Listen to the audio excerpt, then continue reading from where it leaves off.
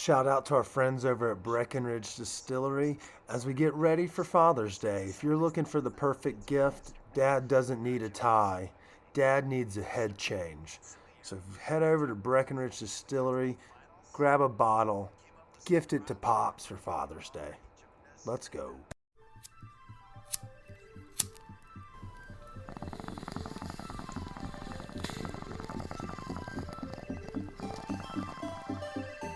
The suppression of the use of marijuana and of the forces lurking behind it are the most important jobs this department is now engaged in. In 1930, the records on marijuana in the Washington office of the Narcotics Division scarcely filled a small folder like this. Today, they fill cabinets. Welcome, ladies and gentlemen, Coloradians and everyone that's smart enough to listen from the outside. It's one of the most amazing plants we've ever discovered.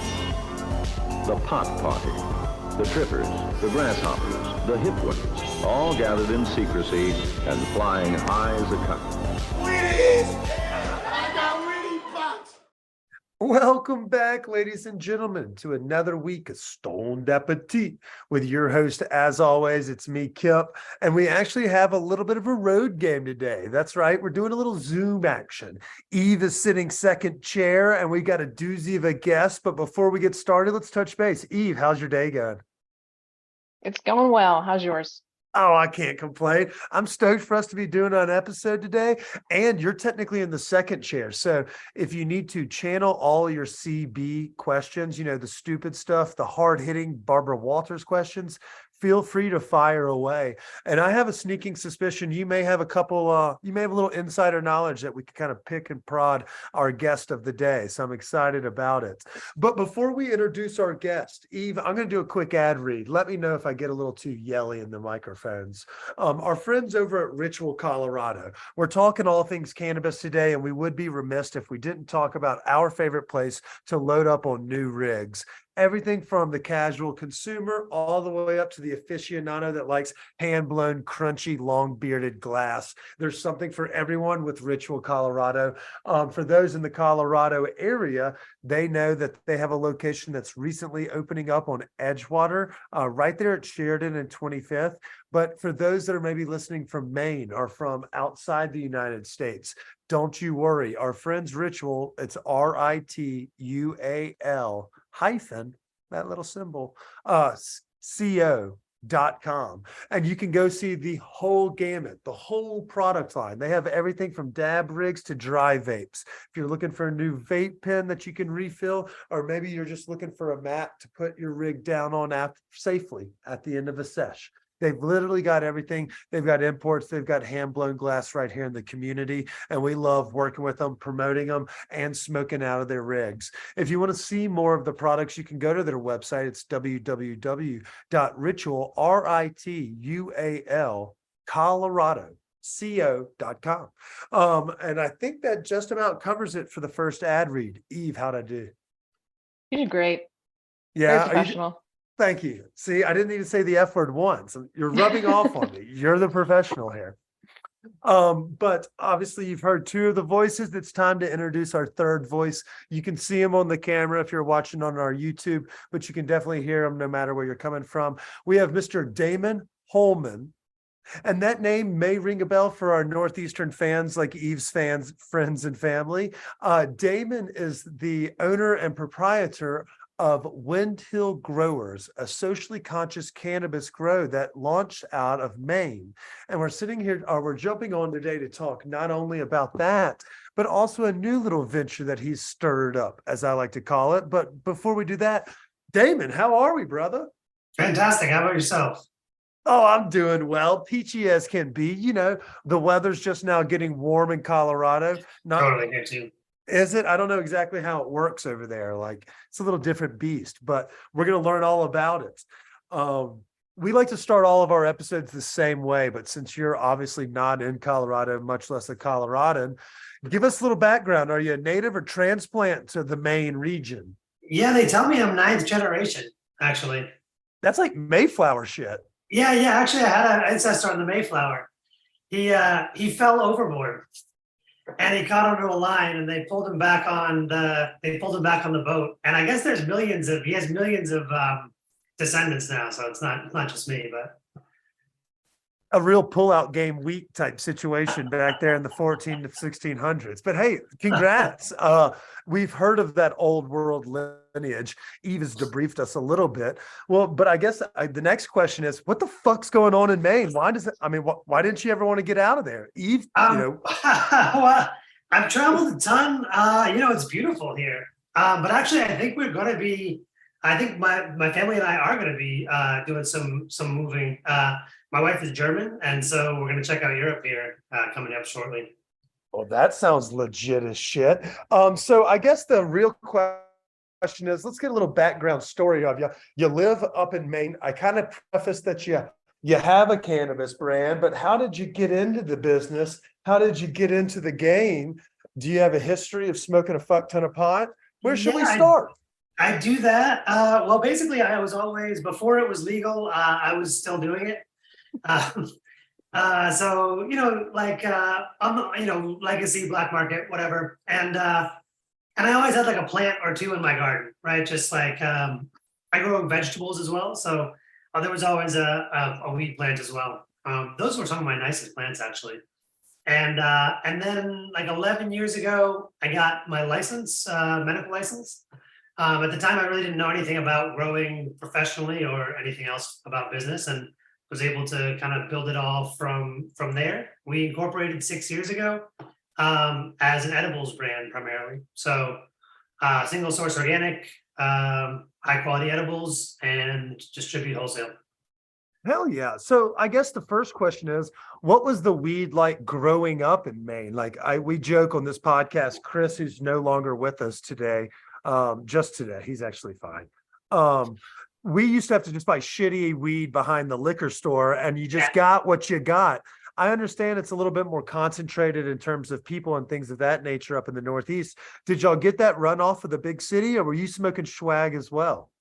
Yeah, there was a lot of swag. I mean, we always had, there's a lot of woods around here, so we always had home growers, and that was like well-grown, homegrown was like our premium, and it was quite good actually. But there wasn't a lot of it, and it was like $400 an eighth, $400 an ounce rather. So there was that. It was swag. Then we got beasters, I know all these terms very well. That's the best way to describe our product.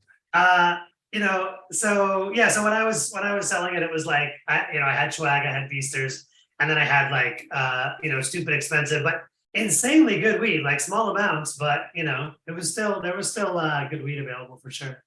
Well, that's nice. I mean, we always used to hear the phrase like, oh, here comes that Colorado or that Cali bud. And it was always the golden goat or whatever that sexy verbiage was.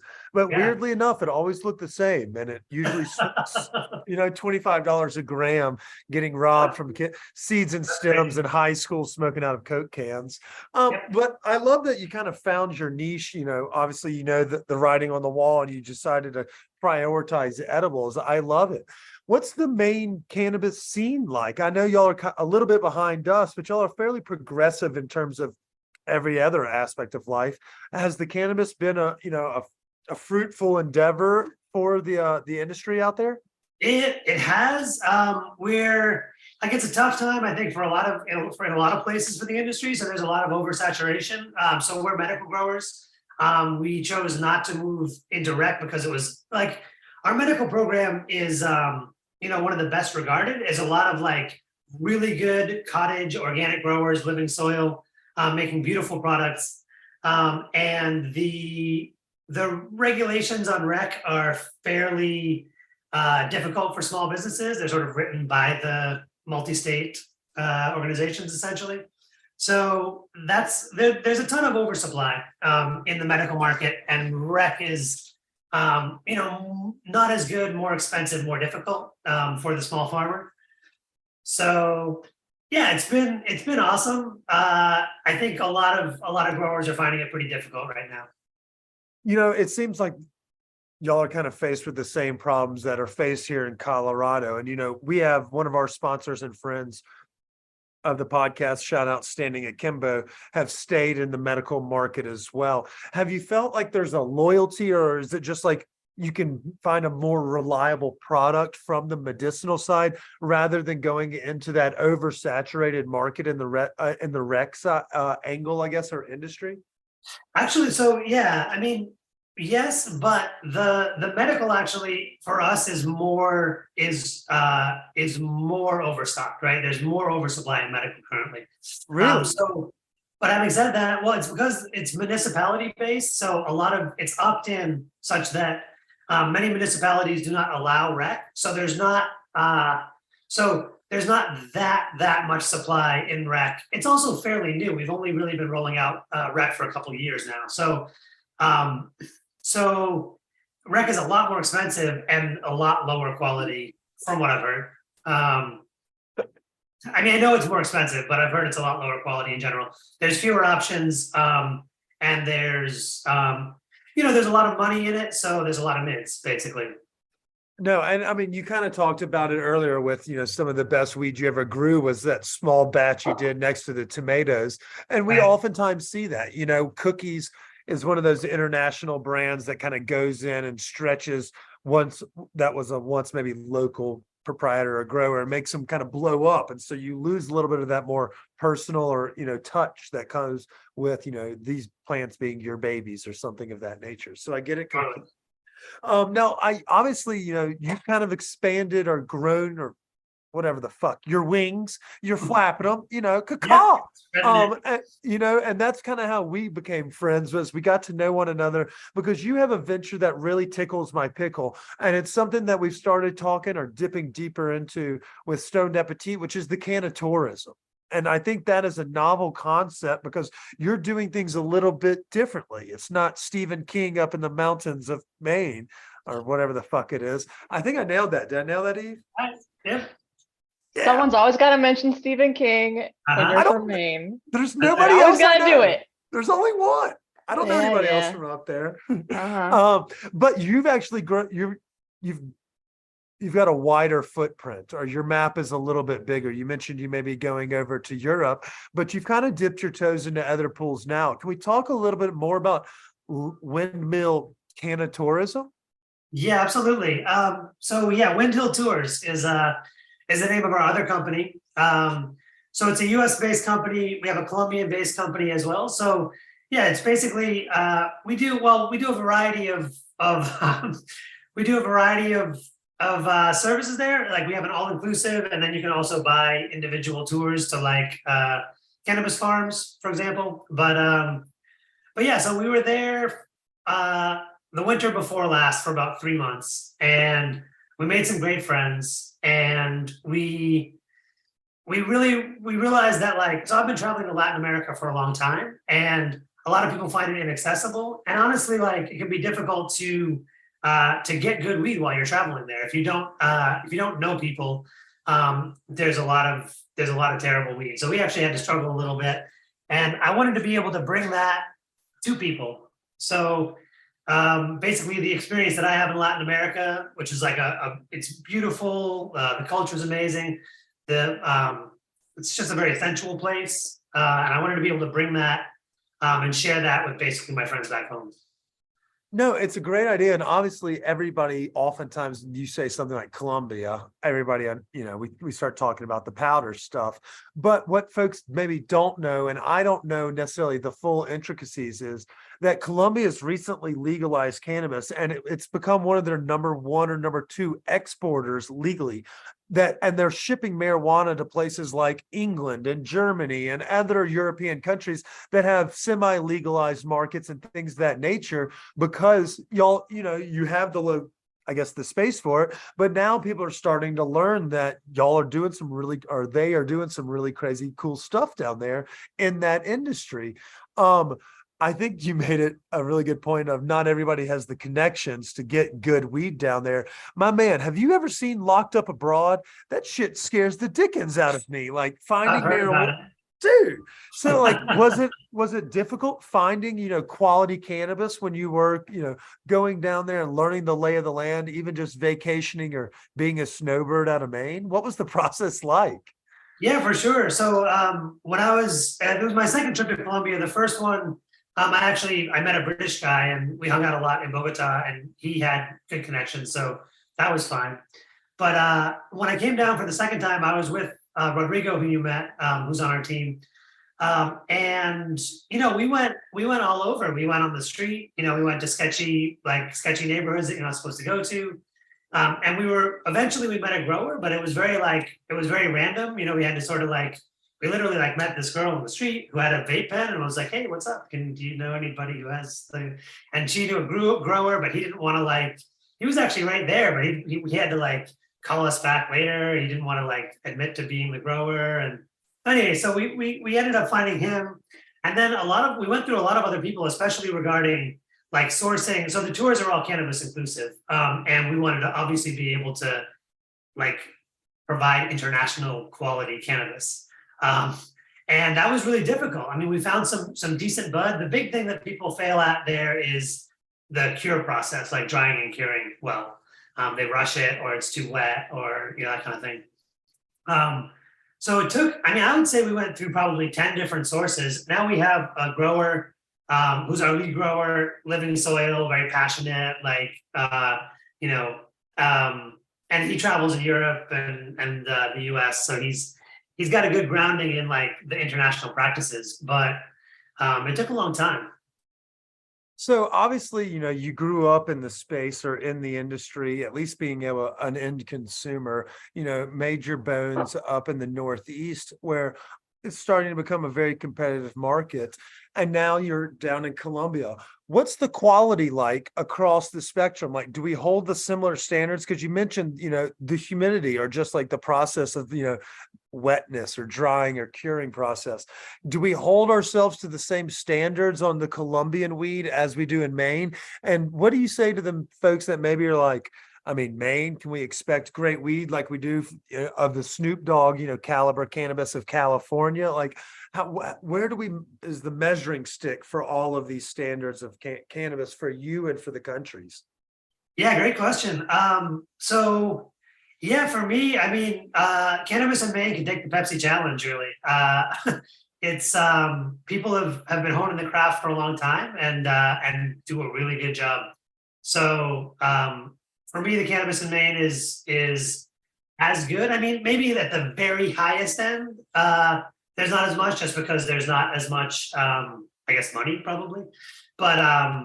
But man, it's excellent. And it's very inexpensive, especially up where I am, which is sort of the middle of the state, not right on the coast. My local shop has, $20 eighths, and they're insane. It's really it does my heart good. I'm oh, it's so nice that this quality is affordable for people now, right? It's really cool that's happened. And the Colombia thing, it's interesting. There's definitely they're coming at it from a very agronomical perspective, right? So it's these are big. A lot of them are so there's been it's been legal for a while for export. So there's been a lot of funding rounds. A lot of companies have built up pretty big grows, have a solid staff, but then there was no exports for a number of years. So those companies have kind of reshuffled and had a bunch of problems and funding issues. And so so there's this sort of top end of professionalized which are large kind of remake houses or kind of hoop houses.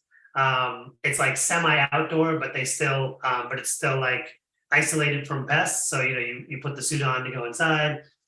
So there's that level of very high quality, and they're GMP certified and really certified organic. And then there's a huge, of course, black market low end. And then in the middle, there's so every household can grow 20 plants, every person can carry 20 grams. And so that's led to this middle section of people our grower Juan Jose. And he comes sort of from that. He's not licensed, and he consults with people on their grows. Basically, is how he does it. He has his own little grow, and he consults with other people on the grow, on their grows. So there's a lot of that middle ground where which is the artisanal grower, that's coming up now, but it's not that prevalent. Like there's a ton of like the low end, because of course Colombia's been a big exporter for a long time of low end. And then there's the sort of like relatively high end agronomical, like big grows, pretty professional. And there's this middle ground that's like blowing up really fast. That is that artisanal organic fire. Hell yeah, I like that scientific variance right there. That middle tier fire. Okay, so here's the question. Obviously, we were talking about it. I guess I met or saw you through our friends Bud and Breakfast, who do cannabis tourism around the world. They're trying to showcase that for those that want, like you said, if you want to be able to smoke weed in the safe confines, you don't necessarily have to make a whole trip specifically around cannabis. Like y'all have coffee tours and you get to be enthralled in like the jungle and live that kind of life as long, for the 5 days and whatnot. But for those that wanted to maybe dig deeper into planning these vacations, I know y'all do seasonal I guess festivals and, collaborations with the community around. What's the best way about somebody going about the next steps of like, fuck, I want to go do jungle tours in Colombia while smoking weed and drinking coffee and eating dank food, yoga and all that other shit. How do we go about doing that? For sure. I mean, I would say the place to start is our website. So that's windhilltours.com. And check out what we have. So we're doing a lot of we do a lot of varied tours that are sort of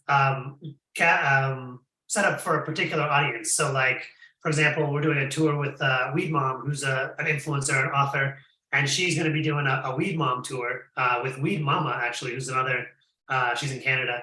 And so those two are bringing their audience down, and that's going to be a like yoga and wellness feature, right? So it's like a lot of spa, a lot of, hot springs, massage, yoga, chilling, with weed, of course.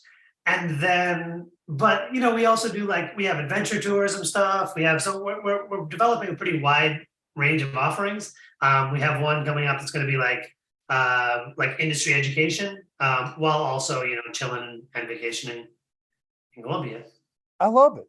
Okay, so we kind of talked a little bit about this, and I'll kind of shift ourselves slowly back to Maine, but we talked about the MSOs and things of that nature, other large entities getting involved in the game, both in Maine, and you mentioned it's starting to kind of get a little bit corporate down in Colombia. How do they see American investments in these industries? Do they see it as fuck yeah, because we are, I guess, the progressive are, the flagship of the cannabis campaign across the world? Or do they see it like, fuck, carpetbaggers are coming down here? Like how, sorry to use that term. That's No, you're good. That's what we called y'all in the South when I was growing up. But how do they see it in the Colombian world? Are they like, hell yeah, we're about to blow up pretty big? Yeah, they love it. I mean, I think one of the things that I'd like to make clear is that the Colombians really would love to be known for something other than like Narcos and Pablo Escobar. And what most people who are under 50, I'm going to say, they want a different story to be told. They want and they feel that they can be the medical providers for the world, basically, for cannabis. I mean, they have an unbelievable, the climate is insane. It's always 12-12. The sun is super strong. The water is incredible.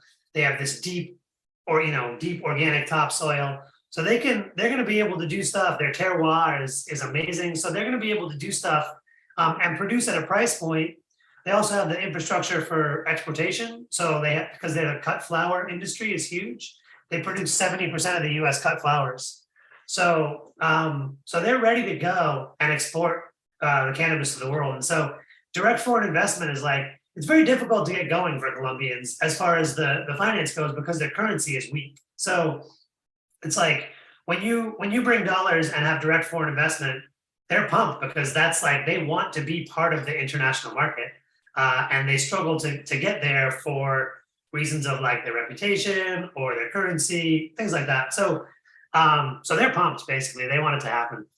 it builds a little legitimacy. And like you said, with, if you get an American dollar, that goes a little further. So you're like, well, fuck yeah, these guys are flying me up to Maine to see how they do their operation. Like you said, you'll have growers that have traveled to Europe and the States to see how, that's done. And we just recently did a trip over to Europe to do exactly that, to see what they are doing over there that could be replicated here, more in terms of media, marketing, and, hospitality industry, which they're on the forefront of by comparison to Colorado.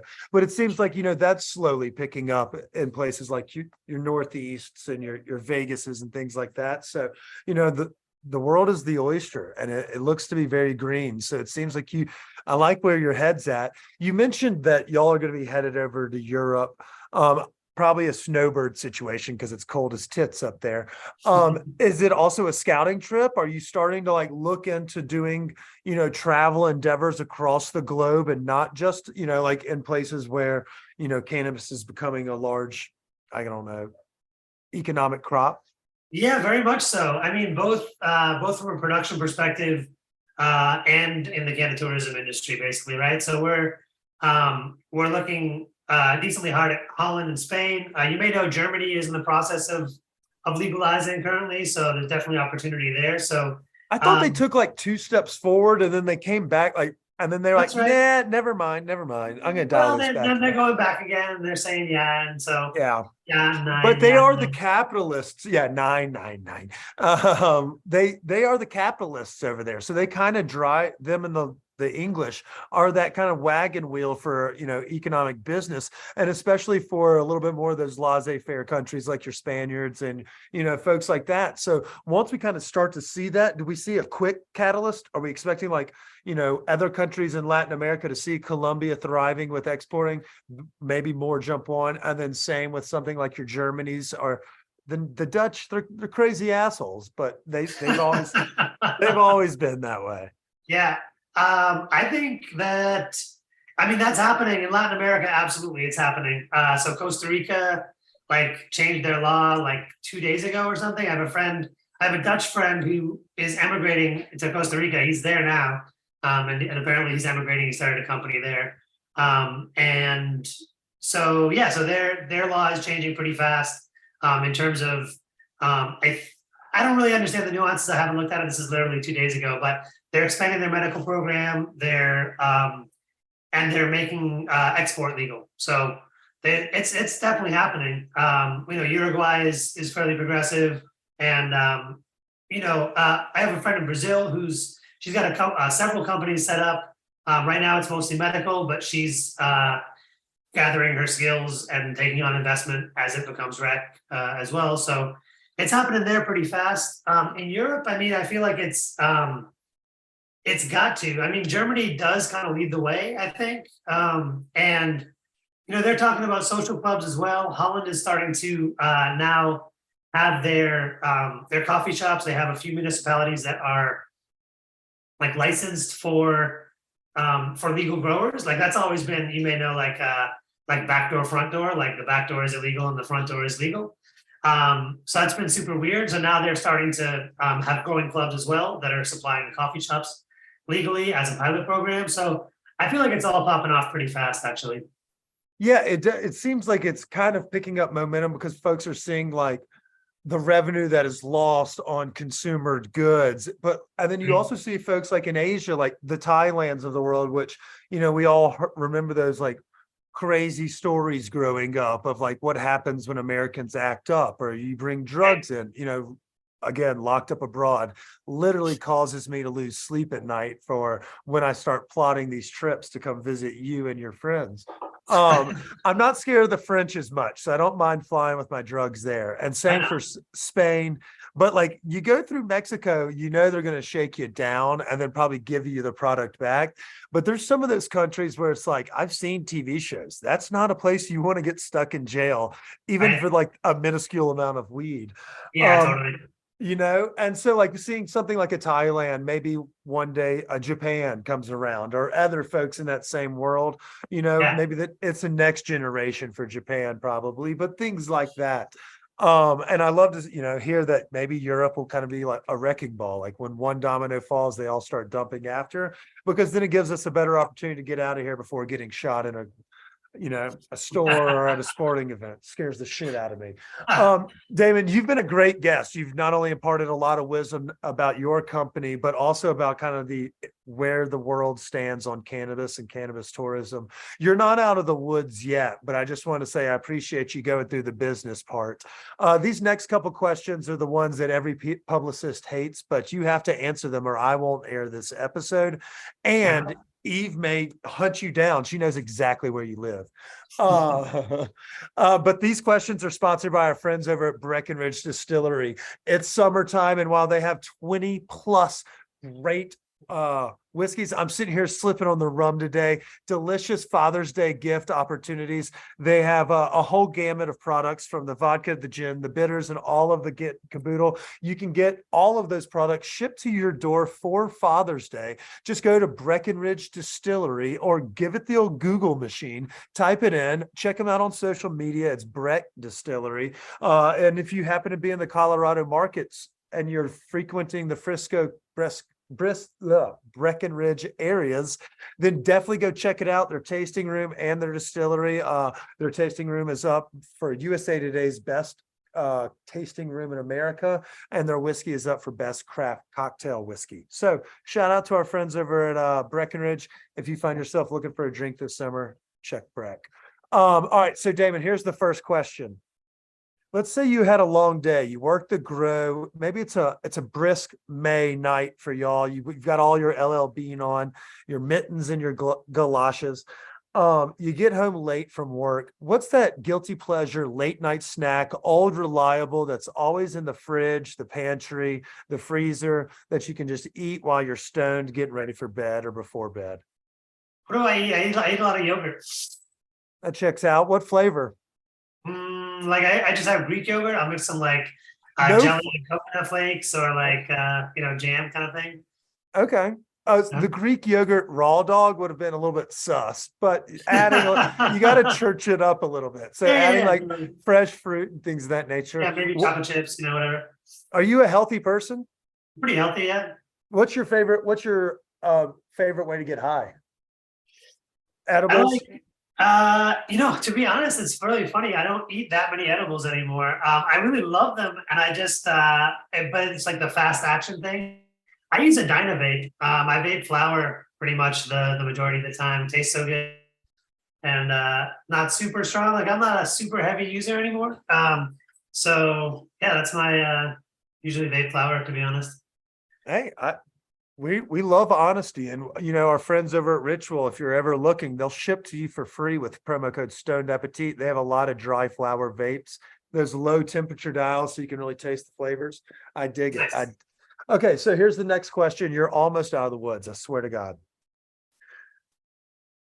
If you had to have sex with one cartoon character, who would it be and why?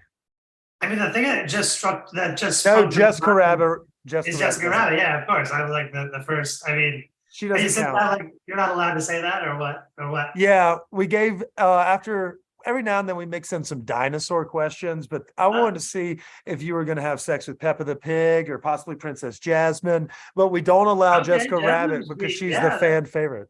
Okay. Well, do you know Art Crumb? There was a lot of girls in Art Crumb that I would have. Art Crumb? Art Crumb is it's an old like underground comics from like the 70s. Eve, do you know this guy? She's giving us the He's brilliant. No, I'm looking it up now. I mean, I'm looking at it, looks like it's caricatures of people. I don't think these are people you'd want to have sex with, though, my man. Maybe not the ones you see. Yeah, my kid. Yeah. Okay, well, you didn't date yourself too bad, but I mean, what about She-Ra? She-Ra was banging. There you go. Hey, we also would have accepted Peggy Hill, Marge Simpson, okay, yeah, Marge Simpson. Lois from Family Guy. I mean, that's a Northeastern show. I mean, I was into comic books as a kid, so like all of the comic characters, right? Like Rogue from the X-Men, but you'd pass out, Storm from X-Men. Absolutely, yeah. Oh, I love it. You passed that one because Jessica Rabbit is the one that, like, if your mind goes to that, we know you're not a psychopath. Instantly went there, yeah. But we've had a couple of psychopaths, and then the publicists are like, "Hey, man, can you cut that?" And so we always have to ask, and That's so we oblige. But it's fucking funny. Here's the last question of the night. Again, you've been a great trooper, Damon. If folks wanted to find y'all on social media or check your website, learn more about it, give them a quick plug before we ask you the last supper. Cool. Yeah. So it's windhilltours.com for the tours and windhillgrowers.com for our edibles company. The Instagram is Wind Hill Growers 2.0. We got deleted at thousands of fans and now have like a few. Well, I know that game. We know that game very well. Yeah, it's great. And then, yeah, so y'all have seen us post about their tours as well on our social media, and you'll see a video that we've chopped up for the episode as well. So we'll tag them if you're looking for the links to learn more about how you can maybe plan a vacation with your significant other, or maybe you just wanted to catch the leaf peeping in fall and happen to be traveling through Maine and want to catch it. Eve's going to put me on those tips. I'm going this autumn. I swear to God, it's bucket list stuff for me. I love a good crisp fall, a nice cable knit sweater. So I speak only of envy when I talk about, Stephen King and LLB. It's from a place of love. For sure. Yeah. Okay. So this is called the Last Supper. You get to have 3 people join you for the Last Supper. They can be dead or alive, but they cannot be friends or family. What 3 people? And mind you, our listeners are going to judge the shit out of you for this. So don't say anything weird. All right. I'm going to go with say something weird. I'm gonna go with Charlemagne, Einstein, and what's weird? I don't know. What was your job before you were a grower or a drug dealer? Yeah. Before I was a drug dealer first. It was my first career actually. I know the feeling. No, I have a music degree. I was a professional musician, so I gigged and I was a music teacher for like 11 years. What's your instrument of choice? I really like the bass, but I studied guitar in college. You got to pick a musician for your third guest. See, we got to the bottom of it right there. Quick, fast. You said Charlemagne, so I was expecting you to be like some former professor that just loved to get high. Yeah. No, I was just like listening to some history recently. That'd be cool. But I think Hendrix would be amazing to hang out with. Yeah, like, he seemed like he could party. That is a fact. Not even seemed like he died of it, I think. Yeah, that 27 Club was an elusive one. But at the same time, Damon, you were a great guest. I can't tell you enough how much we appreciate you taking the time to speak with us, chat with us, and goof off. Again, for all of our listeners, Wind Hill, if you happen to be in the Northeast, I know we have some New York listeners and followers. If you happen to be doing a little vacationing outside the city, give them a try. Try out the edibles. And if you're trying to get out of Dodge for a winter, a snowbird vacation, looking for a fun little trip to the jungle, check out Wind Hill Tours. Damon, before I leave, did I miss anything? No, we're good, man. Oh, one thing, man. We have to have the Stoned Appetit tour. When are we doing it? The Stoned Appetit tour? That's a great question. We have to let's start ironing it out. Eve, let's look into our books and see when we're free to either go to Maine and Colombia, but I definitely have to go to Maine. So autumn, when do they pop? I'll do both tours. I'm not scared. Yeah. So, we're scheduling a lot of stuff in February because like the holidays are tough for people in Colombia. And then here, of course, anytime between now and then is now in the fall is beautiful. The leaves are like October 15th is sort of your like, that's your somewhere in that week is going to be your money usually. Bada bing. Well, that's given us more than enough time to plan accordingly. And we'll just justify it as a trip to go meet Eve's family and friends too. We'll just do a home and home. It's going to be awesome. Don't shake your head, Eve. Everyone can see.